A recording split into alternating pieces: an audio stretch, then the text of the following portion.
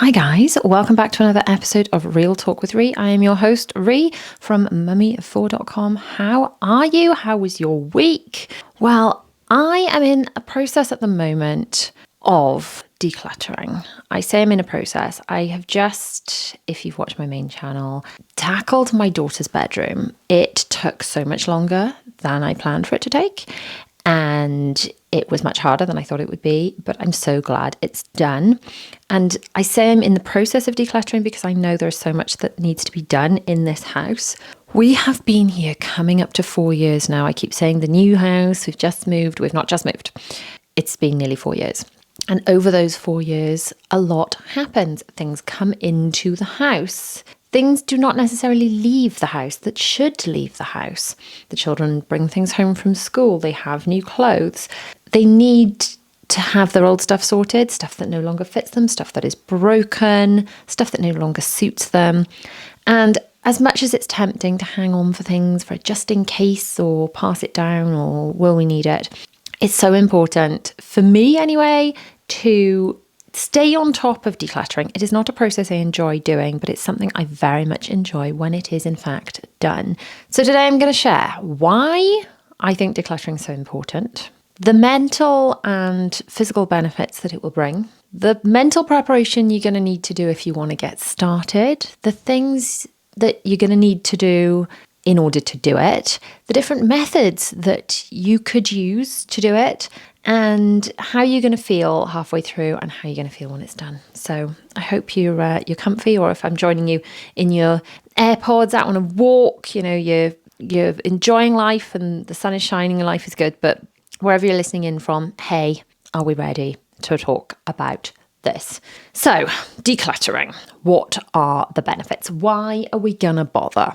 There are so many, guys. There are so many benefits to decluttering. So the first one is that you actually end up with more space around you, which feels like the walls aren't closing in on you as much. If you've decluttered, you've just got more room to breathe. It is easier to keep everything clean because if there is less stuff about the place, there is less stuff to physically clean. There is less stuff to tidy and put away. And especially when you get to the stage where everything has a home, everything has a place, tidying up can be a breeze. Even your kids can do it. Yes, even your kids, maybe even your husband. I know, I said it. But yeah, it really is a case of the more you declutter, the easier it is for your whole family. Not just you, the easier it is for your whole family to actually stay on top of things. And if your children are anything like my children, they're always very resistant to any decluttering being done. But oh my goodness, they love it when it's done. And they feel like they've got new stuff. They feel like they've got new toys, which brings me to the next thing. As you're decluttering, you find things you thought you'd lost, or like little bits of things. Like Zara found, as I was decluttering, it was like a little piece of plastic that I thought was something and nothing. And it was a really important part of the Sylvanian family, something that she was really, Anyway, to me, it was just a tiny bit of plastic. To her, she was thrilled. And you do end up finding things when you declutter, which brings me to yet another benefit of decluttering. And that is you end up spending less money ultimately because you find things that you forgot you had. Things like if you declutter your house, it's not just about chucking things out. We'll get to that.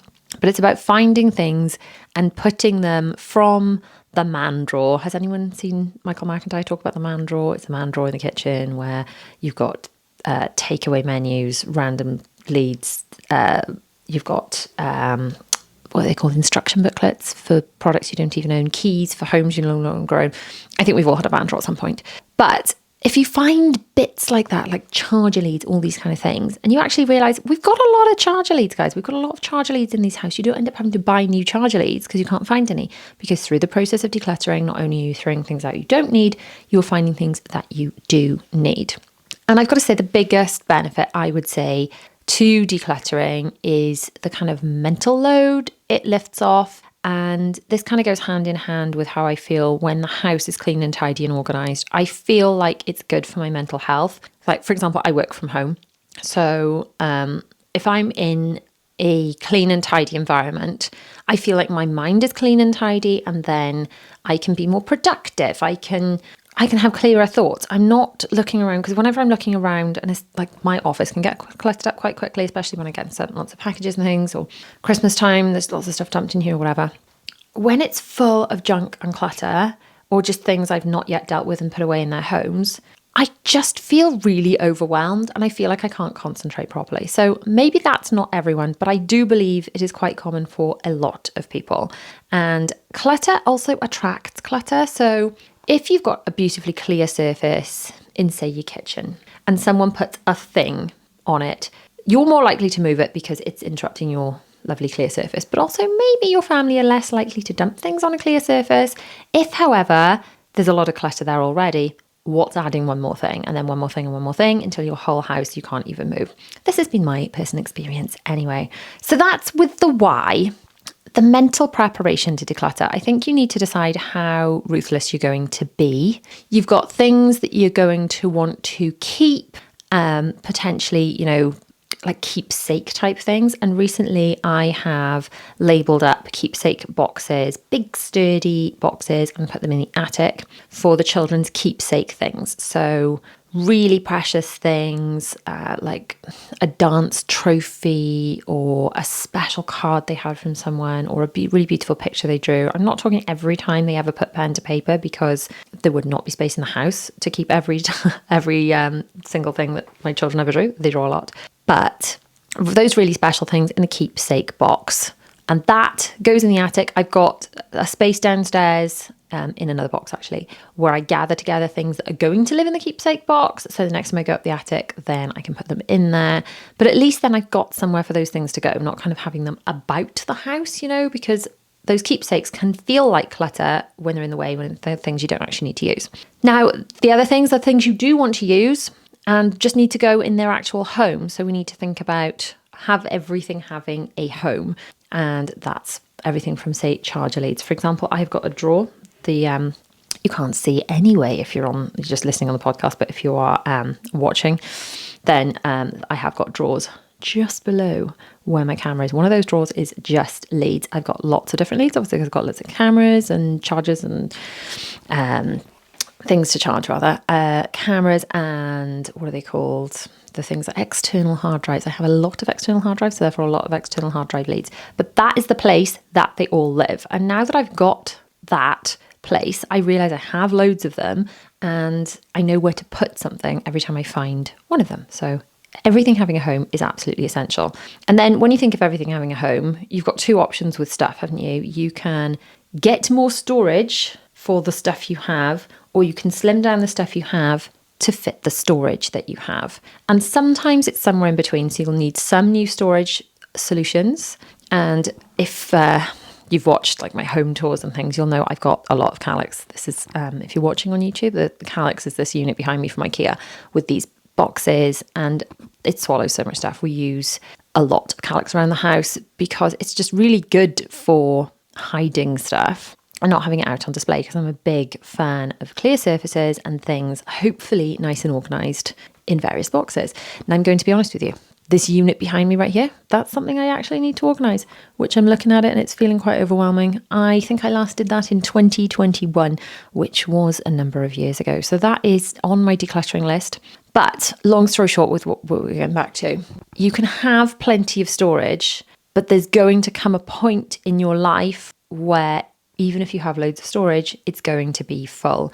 And actually, do you know what I love? And if you saw my video where I pulled apart the playroom, there's a big cupboard at the back of the playroom, which is my eldest's bedroom when he comes home. And it's the playroom when he's not here. And there's big cupboards in there. And my youngest three are not allowed in there because it is for mummy to store things in there, and it's a good handy place to store seasonal things, if you know what I mean, as you approach seasons such as Easter, Christmas, Halloween, etc. And in between those seasons, I have now got it to the stage where I've got 8 of these boxes that are empty. And that is a really great place to be, because then when you have stuff coming into your home, like before Christmases, before birthdays, before Easter, before Halloween, or even before if you're like packing for a trip, you've got somewhere to put and store those things, and it's so valuable. So as we're decluttering, we need to think, have we got sufficient storage, and are we growing the storage to fit the stuff, or are we shrinking the stuff to fit the storage? And really we need to shrink some stuff and make sure we've got sufficient storage. We need to do both. So we then need to assess our space and have a look around and prioritize what needs to be done. So for me, if I just mentally go around my house, the kitchen isn't doing too badly. I have got some boxes in my dining room that I need to go through. I do know that some of the units under the TV have still got some of the children's Christmas stuff in it. Just for some context, I am recording this in March. So that needs sorting and organising. My office, the desk area is really organised. I think, was it last year I redid the desk area in my office? I think it was 2023. But the big Calyx unit behind me, which is 5 boxes, so that's what, 25 boxes. That needs doing. That hasn't been done in a long time. So that needs doing. I did recently declutter under the stairs, so that's not too bad. I recently decluttered the playroom. That's not doing too badly. And then going upstairs, I've done Zara's room recently. That was amazing. To get that done, it was blinking stressful. 2 days. It was supposed to be a 1 day job. I'd allocated 1 day. And at the end of the 1 day, I was nowhere near finished. And I did do a big sort out in Bella's room at the end of last year when I had her new bed. Will's room is really on my radar. That really needs doing too. So that's quite a lot of stuff. That's quite a lot of stuff that does need doing. Oh, under my bed, actually. I did tackle that last year, I believe. But that needs another look at it when I do the seasonal wardrobe switch over. So yeah, that's my assessment of my space. Pause this or grab a pen and paper or just make a mental note around your house. Which areas really need decluttering, and the ones that need to be prioritized are the ones that really stress you out. If it's an area of your house that every time you walk in you're like, ugh, or if it's every time you open the drawer you can't shut it. If it's annoying and it's just annoying you and irritating you and rude words, making you think and say rude words every time you go near it. I'm keeping this podcast clean so I don't have to mark it as explicit. But if you are just thinking very irritated, rude thoughts every time you go to a certain area of your house, that's probably where you need to start. And sometimes that can feel really, really overwhelming. Now, there are 2 ways that we can look at decluttering. And I do/have done both. So the first method is the chunking it down method. And that is taking a drawer or a box, sorting through it, and then putting it back, which that has its place. So for example, I've got one drawer in my bedroom that's the girls' hair stuff for school drawer, because that's where I do their hair for school. And doing that drawer in isolation would make sense because it is largely just that stuff. It mostly needs tipping out and, navy hair bobbles, putting with navy hair bobbles, like stored on carabiners and things to keep them all together, and brown hair bobbles with brown hair bobbles, and the hairbands being put back in neatly and things. It's mostly a job to be done in isolation. Maybe there'll be 1 or 2 things that have been stuffed in that drawer that don't belong there, and those need to be put back where they go. And that drawer could be done in isolation, and I pretty much quite regularly do that. However, if you were to take, I think the example I used in the video where I was doing Zara's room, if you were to take one of the boxes in her room that I thought was largely leggings, and I thought, right, I'll sort through all this now, and I'm assessing which ones fit her, which ones don't fit her, which ones are a bit scruffy, and I'm assessing what to keep, what to pass on, what needs recycling, what needs donating, and I'm assessing all this stuff. And if I was just to do that in isolation, I'd find lots of bits that needed to go lots of other places because she'd shoved lots of various things in together. But then when I went to do another box or another drawer another day, it would interfere with the original leggings thing because I'd find extra leggings. I'd think, oh, everything I thought had fit in this place now doesn't fit because I've all got this extra stuff. So when an entire room is quite messy, really the best way to do it is method number 2, which is to tip it all out. Now, this can feel very overwhelming, so it can put you off from actually starting because it's going to take a day, or in the case of my last decluttering project, 2. I wasn't very impressed by that. So it can feel very overwhelming to do this, but when you tip everything out, it has a few benefits. Number 1, it's like the going on a bear hunt. You can't go over it. You can't go under it. Oh no, you have to go through it. Has everyone read that book to their kids at some point? You know what I mean? You have to go through it. The only way is back. You can't just shove it all back in. If it's just one drawer and you get a bit fed up, you can just close the drawer and walk away.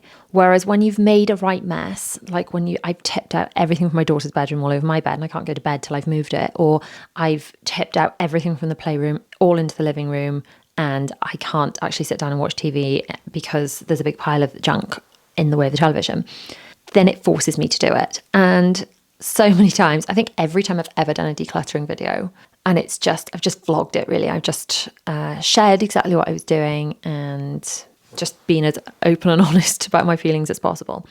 I think every time I've done that, I've just got to the stage where I'm like, oh, what have I done? Regretting my life choices, please send help. Why, oh, why am I doing this? And I lose my why a little bit at that stage.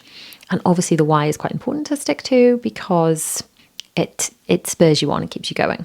Anyway, option number 2 seems to be the only way to make myself do anything. And definitely it does make me procrastinate it a little bit. Zara's rooms needed doing for ages, and I have procrastinated it because I've had to have the time, the mental capacity and the energy to actually do that. But ultimately, at the end of the 2 days, it was done. Whereas if I was just doing a drawer at a time, it would have taken forever. And in fact, by the time I got round to the last drawer, I'd probably need to start all over again. So for me, the self-destruct mode seems to work a lot better. So categorizing. It is important to categorize things. That's how I like to declutter things and to then ultimately sort things. So we're decluttering things into where they need to be kept and stored, kept in like a functional area where we're going to want to access them, whether things are going to be recycled or donated, or ultimately if they just need to go in the bin, they're not actually any good to anyone, they just need to be disposed of. So as you are going through these things, you could look at the KonMari way of doing things. Does this spark joy? I have actually implemented something for a future declutter. And that is, since I did my wardrobe switchover, where I went from summer to winter, that would have been autumn 2023, I put all of my hangers in the normal way.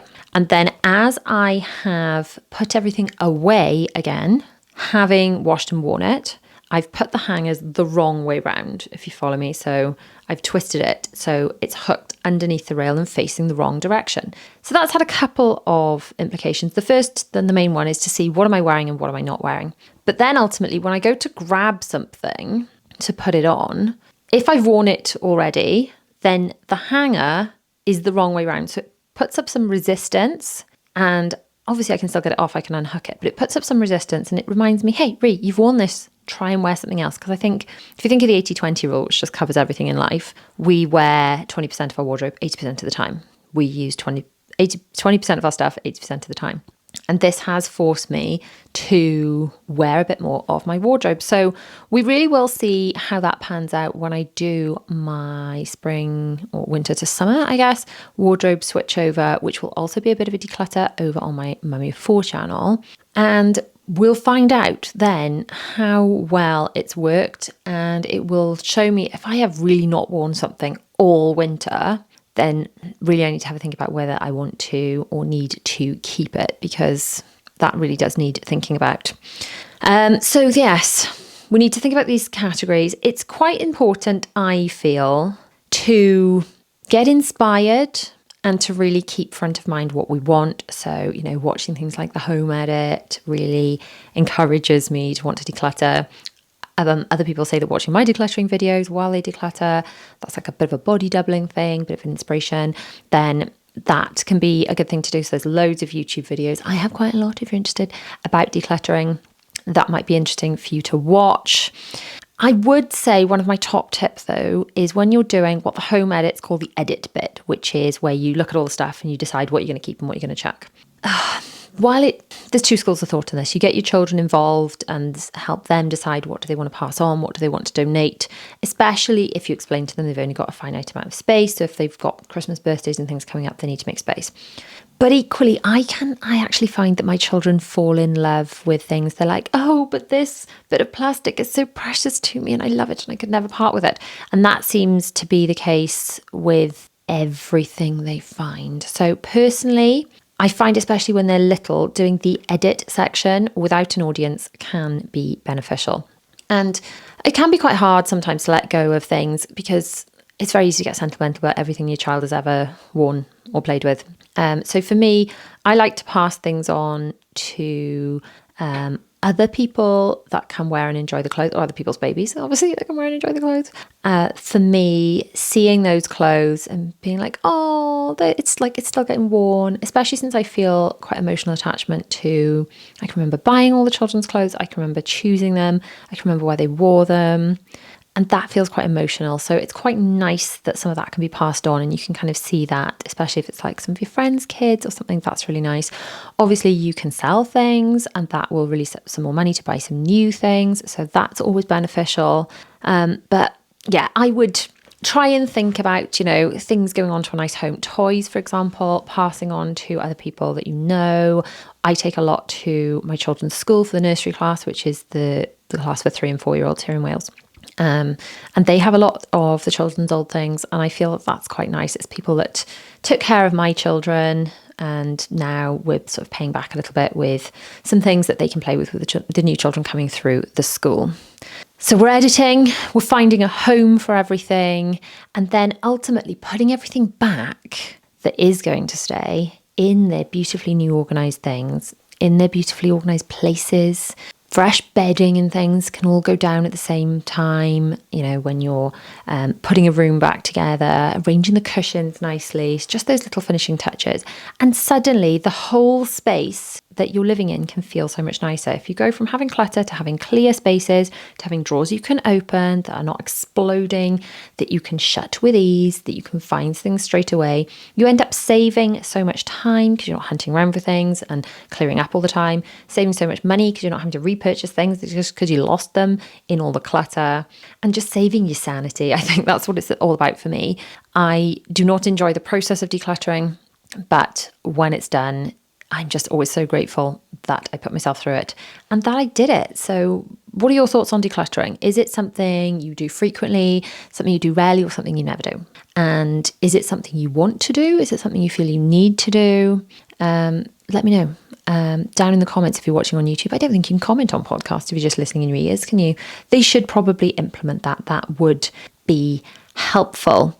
So obstacles to decluttering. So the big ones we're going to overcome here. Sentimentality. Now, I think we need to realise we can't keep everything forever. And this can be quite hard, deciding what to keep and what to pass on or chuck. Having that box of important things in the attic really helps. But also with children's art, we've got an art photo stream where I take photos of all the lovely things that they do and make. And even if you are going to store them, if something happened to them, then they go all crumbly and gross. You've got lovely photographs of that. And that is all kept for us in a shared photo stream. So we're on the Apple ecosystem. So I created a photo stream on my phone and I invited the other members of the family to it. They can all add to it. And they take photos of pretty much all the things the girls ever draw and make, which is a lot of stuff. So that can help. Procrastination, obviously, I think is a big problem. I think procrastination is a topic all in itself that we need to discuss perhaps on another episode, because I felt like I was brought up to be a procrastinator and it's something I've had to work so hard to overcome.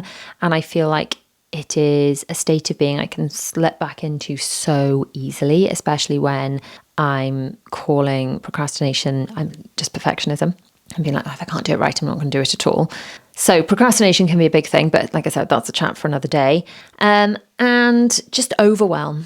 I think we do have to also remember to be kind to ourselves in that, okay, these decluttering things, we will feel better when they're done, but we also need to realise there are times when we just need to think, no, actually, I need to prioritise rest. I need to prioritise getting well. I need to prioritise other things in my life because there's a lot going on at the moment. If you've got a lot going on in your life, then you're feeling under the weather or whatever it might be. Maybe that is not the time for a big declutter. Equally, on other times of my life, just to totally contradict what I just said, when I've had a lot going on, the actual act of decluttering has felt very therapeutic. So it can go either way, but I think we do have to be kind to ourselves and not force ourselves to take on massive projects when we just don't have the bandwidth to. So thanks so much for tuning in for another episode of Real Talk with Rhi. Check out the other episodes on the podcast. Check out my Patreon for some early release and more behind the scenes content. Check out my Disney channel if you're into Disney vlogs, my Mummy of 4 channel if you are into just general lifestyle content. I shall see you guys soon. Bye.